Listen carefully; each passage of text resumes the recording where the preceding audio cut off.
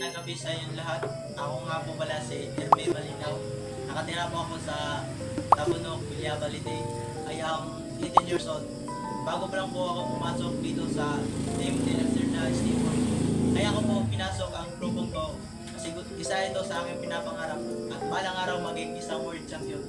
Yun lang po, maraming salamat. Magandang gabi sa lahat. Ako nga pala si Ryan Siloon, 19 na taong gulang at nakatira sa Tingo, Villabalité.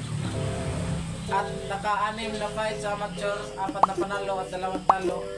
Kaya ko napasok ang larong boxing dahil gusto ko makatulong sa aking magulang at gusto ko maging world champion balang araw.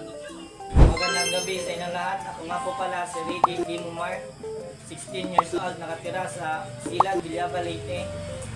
At kaya ko po pala pinasok ang larangan ng boxing para makatulong po sa aking pamilya at maging proud sila at maging world champion balang araw. Ako nga po pala ay may 4 na laro sa amateur at 2 dito at panalo at 2 pong talo. Yun lang po, salamat. Magandang gabi po sa inyo lahat. Ako po pala si Joey Velasco, nakatira sa Villabalité. 24 years old na po ako ngayon. Kaya ako pinasok ang larangan ng boxing kasi gusto kong maging world champion balang araw.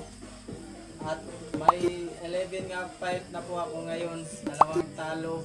At sana po suportahan ninyo ako sa susunod kong mga laban. Salamat. Magandang gabi sa inyong lahat. Ako po pala si Raymond Chap, 18 taong gulang, nakatira sa Suma, Villabalité. Kaya ako po pala pinasok ang larong boxing kasi isa rin siya sa aking pinapangarap na balang araw maging world champion.